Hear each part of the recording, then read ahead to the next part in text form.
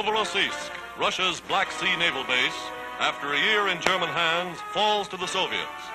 From Caucasian foothills surrounding the city on three sides, Russian heavy artillery bombards Novorossiysk for 4 days and nights.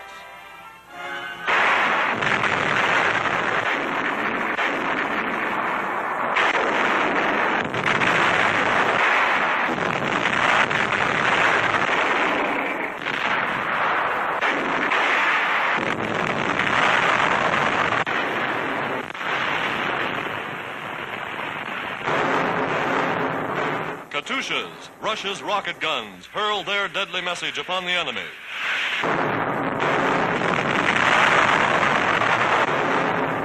Morning of the fifth day finds Russia's Black Sea fleet standing offshore. Landing barges filled with Russian Marines attack from the sea, cutting off the Nazis' last avenue of escape.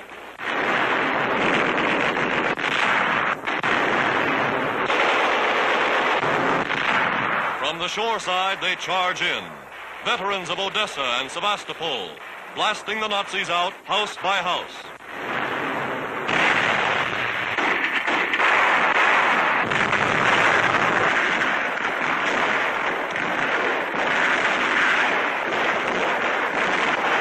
Again, the Soviet flag flies over Novorossiysk, gateway to the Caucasus.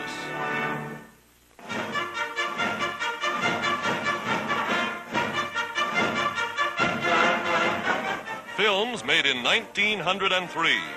The world's first airplane, created by Orville Wright and his brother Wilbur, is about to take flight.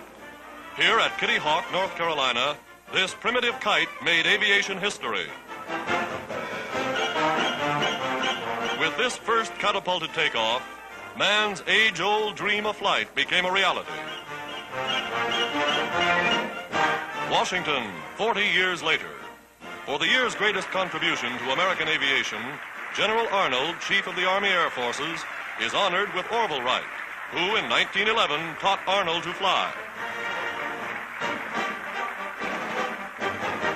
From Mr. Wright, General Arnold receives the coveted Collier Trophy.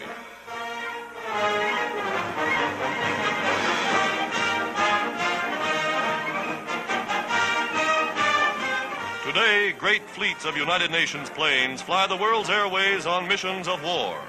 Tomorrow, theirs will be the mission of peace.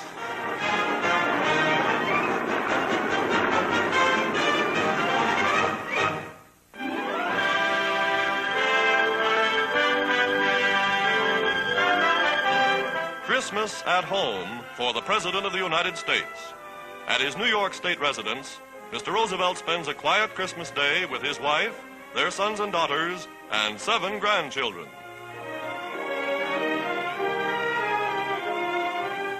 With the President are 2 of his 4 sons. The others are in distant theaters of war. Reunion, the first Christmas at home in 10 years.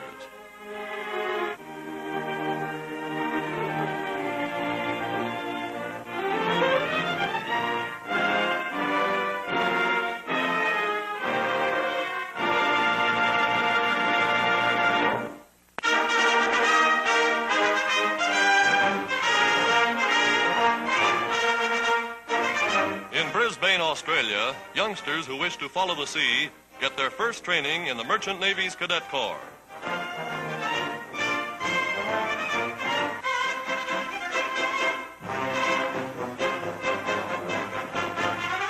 They learn to master the seagoing hammock and attend classes in elementary navigation.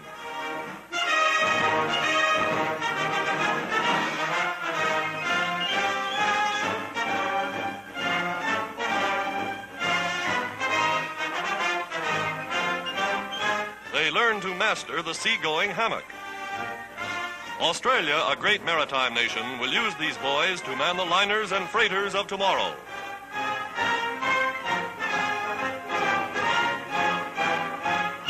They finally learn to master the seagoing hammock.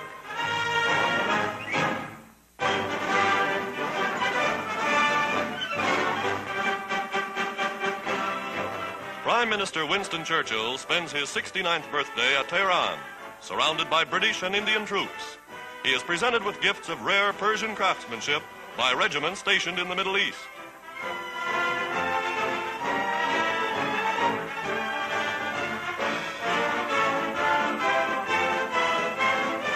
Shortly after these pictures were made, Mr. Churchill was stricken with pneumonia. Now, well on the road to recovery, he is back in the fight.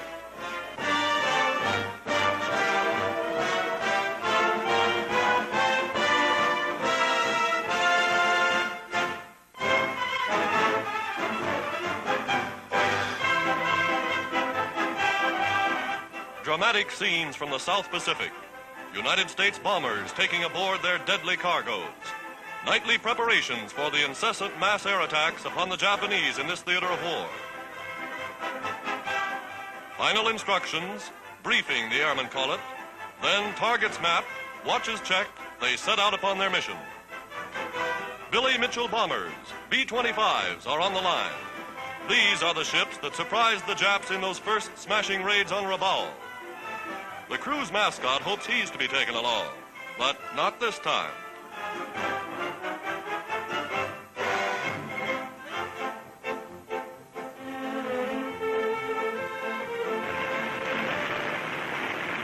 Taking off at early dawn, the powerful ships soar aloft. American air power paving the way for ground forces under General MacArthur. These are the sky fleets that are smashing Jap bases on New Guinea and New Britain.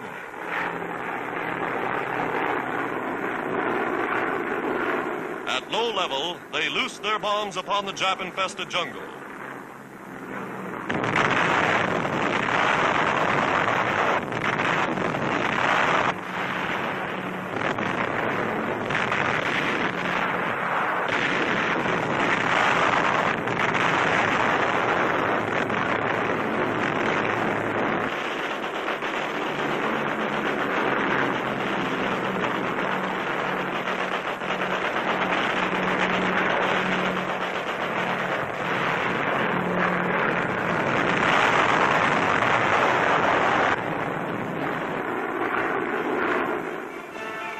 Mission accomplished, they head for home. The Allies' ever-growing sky fleets bringing ever nearer the day of doom for Japan's dreams of conquest.